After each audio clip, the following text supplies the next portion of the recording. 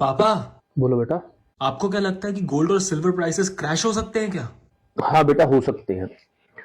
Silver और gold prices crash होने के पीछे सबसे बड़ी वजह यह है कि जो हम अभी तक बात करते आ रहे थे ना, मेटल बेस्ड इकोनॉमी और डॉलर बेस्ड इकोनॉमी की, वो मुद्दा ही हिल गया है। मुद्दा हिलने का वजह क्या है कि ब्रिक्स जो देश थे वो मेटल बेस्ड इकोनॉमी की तरफ शिफ्ट करना चाहते थे, तो वो गोल्ड खरीद रहे थे, सिल्वर खरीद रहे थे, है ना। तो जिसकी वजह से दोनों चीजों की कीमतें लॉन्ग टर्म में ऊपर जा रही थी। लेकिन डी डॉलराइजेशन से डॉलर की डिमांड कम होगी और प्रेशियस मेटल की डिमांड ज्यादा होगी। अभी तक यही स्टोरी चल रही थी। तो पर क्या ऐसा होता लग रहा है? बेटा मेरा जवाब तो है नहीं, क्योंकि अमेरिका का वेनेजुएला पर अटैक के बाद चाइना सिर्फ निंदा करके ही रह गया और रशिया वो भी मुंह बंद करके एक तरफ बैठ गया। ये बताता है कि मेटल बेस्ड इकोनॉमी अब एक सपना ही रह जाने वाली है, जो कम से कम अभी तो पूरा होता नहीं दिख रहा। देखो, ब्रिक्स का जो यूनिट करेंसी पायलट था वो 40% गोल्ड बैक था, जो 2026 में फुल लॉन्च की प्लानिंग है। पापा रुको रुको, ये जो आप कॉन्सेप्ट बता रहे हो यूनिट बैक्ड प्लान, ये क्या होता है?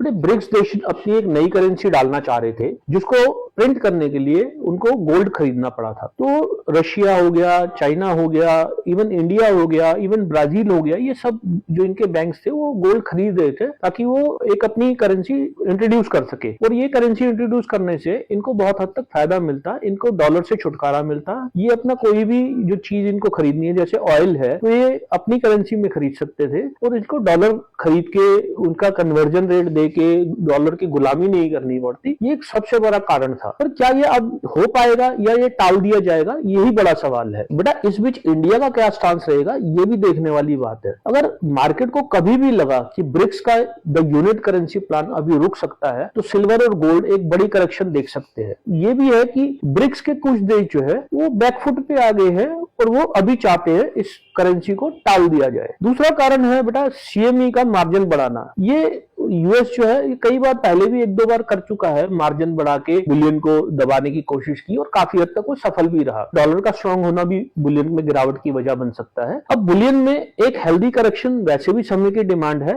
जो कि जल्दी ही देखने को मिल सकती है। क्या ये सिल्वर अगर हम बात करें तो कि आपने ड्रीम मार्क 3 लाख को टच होगा या सिल्वर एक बड़ी करेक्शन देगा? अगर हम हिस्ट्री को देखें तो हिस्ट्री में लास्ट सिल्वर की जो बुल रन थी उस टाइम हवा बनी थी कि सिल्वर 1 लाख को टच करेगा, लेकिन वो 75,000 तक पहुंचने के बाद वहां से ऐसा लुढ़का कि 38,000 पे आके टिका और वहां से उस लेवल को आने में कई साल लग गए। अब देखते हैं कि ऊंट किस करवट बैठता है। तो बेटे आपके लिए एक ये राय रहेगी कि अगर पहले से इन्वेस्टेड है तो चुपचाप बैठे रहे, क्योंकि सोना चांदी बढ़ते ही है वक्त के साथ साथ। लेकिन अगर आपने नया इन्वेस्टमेंट करना है तो किसी हेल्दी करेक्शन का वेट करें, जो कि आने के पूरी पूरी चांसेस है।